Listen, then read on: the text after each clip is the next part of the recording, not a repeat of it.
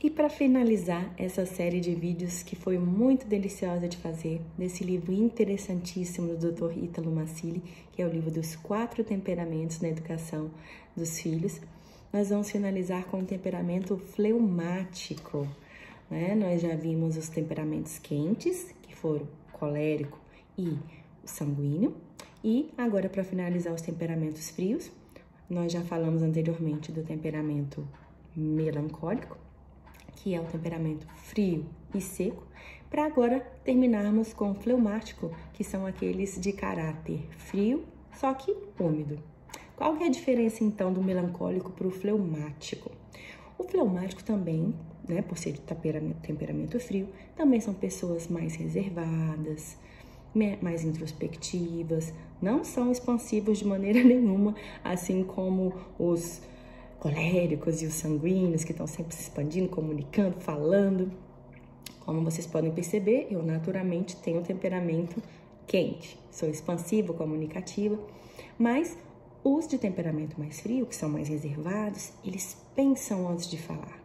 Sabe aquelas pessoas que você está falando, ela está só te ouvindo, e ela se coloca pontualmente, se coloca de forma mais assertiva, mais pontual, mas assim, com delicadeza. Não são incisivos, não são... Então, eles têm essa coisa mais retraída do frio. O fleumático, a grande diferença do fleumático para o melancólico, os dois que são frios, é o seguinte: o fleumático, ele não deixa a coisa se cristalizar, ele não fica remoendo, como, por exemplo, o melancólico remói. Para ele deixa fluir, ele perdoa com mais facilidade, ele tem essa leveza maior, né? Então, os fleumáticos, a dificuldade deles é a motivação. Então, o fleumático, por ser assim, tá tudo ok, tá tudo bem, não se estressam com nada, eles precisam de motivação, porque senão eles não saem do lugar, ficam parados. Qual que é o elemento do fleumático? O elemento do fleumático é a água. Então, se você coloca ela dentro de um pote, ela fica. Se você despeja, ela vai. Se você faz um cubinho de gelo, ela fica. Então, ela se molda de acordo com a circunstância. Esse é o fleumático, ele se molda. Mas imagina, por exemplo, um casal onde um é fleumático e o outro é colérico. O fleumático vai ficar apagadinho às vezes, né? Porque o fleumático, ele não tem essa coisa de se impor. Não, ele acata, tá tudo bem, tá tudo certo. Enquanto, por exemplo, um colérico vai falar, vai mandar, vai querer ser incisivo. Tem um lado bom dessa relação? Com certeza.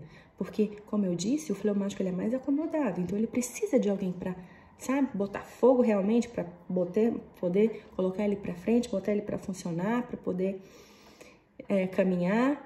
Porque senão ele se acomoda, tá tudo bem, tá tudo tranquilo, tá tudo sem estresse. Então, o que acontece? Acontece que ele precisa de alguém que deu um empurrãozinho.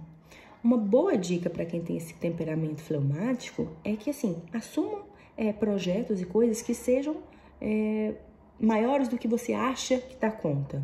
Tá tudo certo. Por quê? Porque aí você vai se motivar a realizar algo. Você consegue.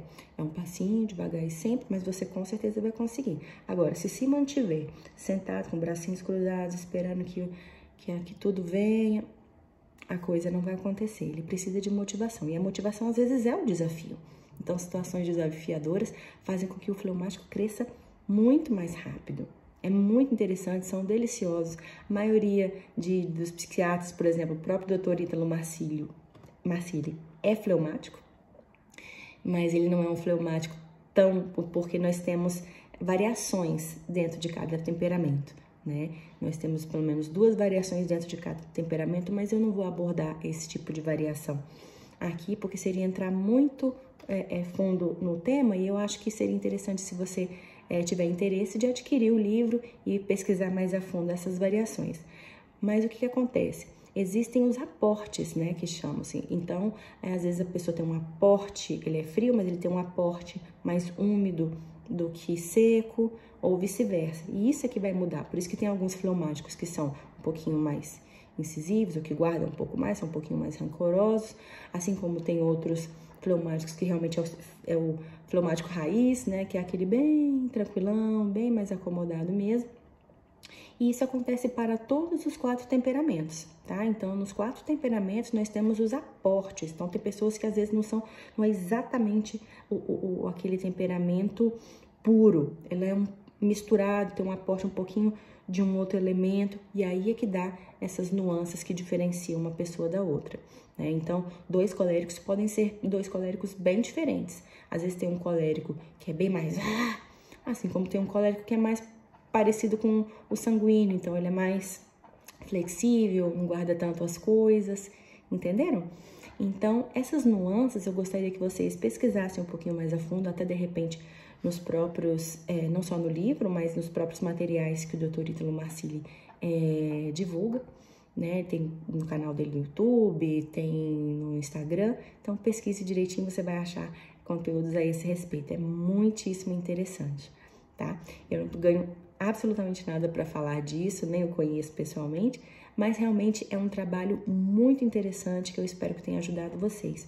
Porque a partir do momento que você identifica qual é o seu próprio temperamento, de acordo com essas características principais que eu dei aqui, você consegue ver por que você reage de determinadas formas, qual que é o elemento predominante na sua mineralidade, na sua composição. E dessa forma você também identifica qual é o elemento predominante dos seus filhos, do seu companheiro, dos seus colegas, e assim fica mais fácil de lidar com eles e de não criar tantas expectativas, porque você já vai saber como que eles funcionam. Então, você não vai esperar, por exemplo, de alguém de temperamento frio que ela seja expansiva, comunicativa, você não vai forçar isso porque você vai estar sendo intrusivo. Ao mesmo tempo que não tem como você achar que uma pessoa de temperamento quente, então sanguínea ou colérica, vai ficar introspectiva, quietinha. Se tiver, tem alguma coisa muito errada ali, né? Provavelmente ou ela tem um aporte diferente ou realmente ela está passando por algum momento de dificuldade, e aí é mais um sinalizador para que você observe e verifique que ela possa estar precisando de ajuda. Então, trabalhe o seu elemento, né? Use os recursos que o seu elemento tem. Com certeza, todos os 4 elementos são maravilhosos, não tem um elemento que seja melhor do que o outro, mas todos eles, sim, possuem características positivas e características desafiadoras. Então, use os seus recursos, dome os seus instintos, saia desse universo do ego de só focar no eu, foque no outro, entenda o outro, compreenda como o outro funciona. Quando você se compreende o outro melhor, todas as suas relações tendem a melhorar significativamente. E é essa a nossa ideia aqui, que a gente aprenda, que a gente cresça, que a gente evolua, que a gente amadureça dentro das nossas características. Você não vai mudar de um dia para o outro, você vai melhorar a sua personalidade, né, adaptá-la de acordo com as suas necessidades, mas você é quem você é. Você tem uma mineralidade sua, própria, que tem que ser vivida na sua inteireza, na sua beleza, na sua complexidade, inclusive, porque nós somos seres muito complexos, mas a complexidade também tem uma riqueza infinita. Então, descubra quais são os teus pontos principais, quais são as suas potencialidades e coloque isso para jogo. Espero que você tenha gostado dessa série de vídeos dos 4 temperamentos. Se você tiver dúvidas, escreva aqui para mim. À medida que eu for conseguindo, eu vou respondendo vocês. E é isso. Um beijo carinhoso para vocês e até o próximo vídeo.